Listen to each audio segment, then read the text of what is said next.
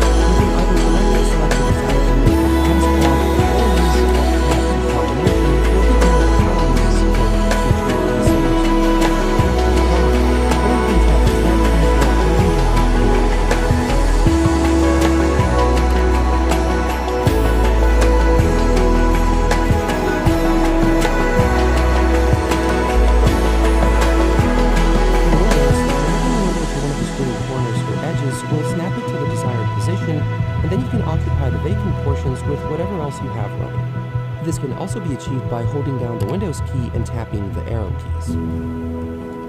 Alternatively, you can also snap windows by utilizing the Snap Layouts feature, which offers a variety of presets when you hover over the Maximize button. Whichever method you use, the great thing is that Windows stores Snap Layouts on the taskbar, meaning that when you minimize a particular layout, you can always jump back to it later without having to organize everything from scratch.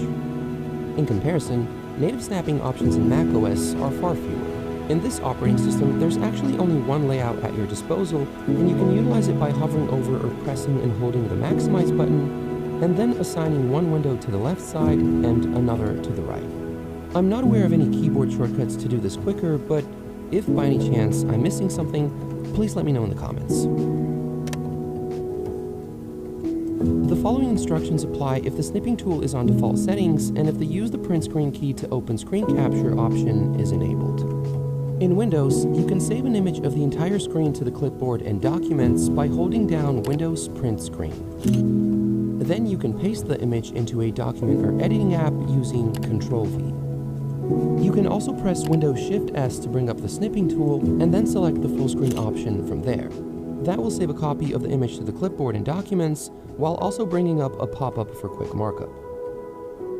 To take a quick screenshot of the entire screen in macOS, you hold down Shift-Command-3, and then you can click on the thumbnail that pops up in the bottom right corner if you wish to add annotations.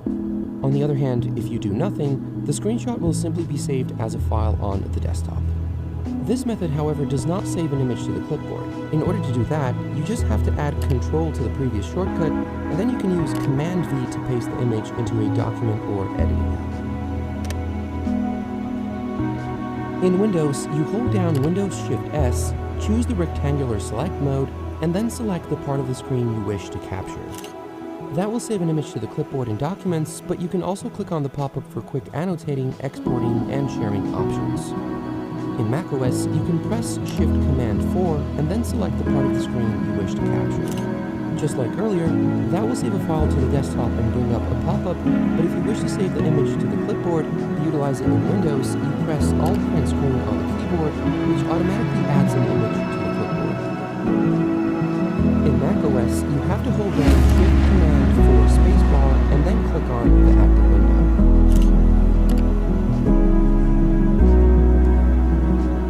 It's also worth noting that Windows offers a freeform select mode, which, as far as I can tell, is not natively available in macOS. To rename a single file or folder in Windows, you can select the icon and hit F2 on the keyboard, or just right-click and select Rename. In macOS, you can select the icon and hit the Return key, or again, just right-click and select Rename. Native batch renaming options in Windows are manual. You'll select the files or folders, right-click, choose Rename, type in whatever you want, and hit Enter. That renames the selected items to the name you specified and adds numbers for differentiation. In macOS, you select items search to modify, right-click, select Rename, and that'll bring up a bottom box with the format you are selected, you can choose any structure or format specified items to display. Enter the rename,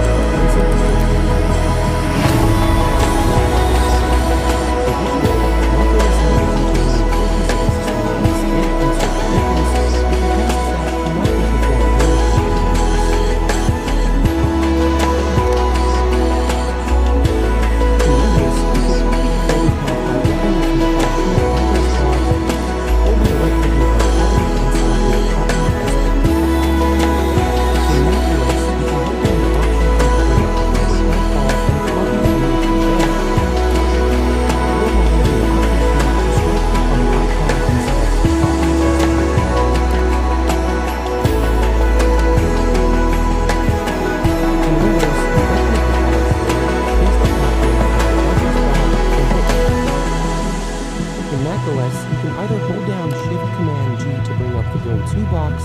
Or press Command Spacebar to bring up Spotlight, paste the target location in one of those, and then open it from there.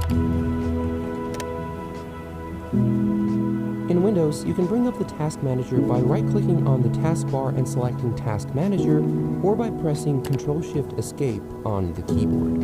On the Processes tab, you select the process that you wish to end, and then click End Task. As of a recent update, in Windows 11, you can also do this via context menus on the taskbar. To enable this option, you have to go into Settings, System, for Developers, and activate the toggle switch for End Task. In macOS, you can press Option-Command-Escape, select an application, click Force Quit, and confirm the action.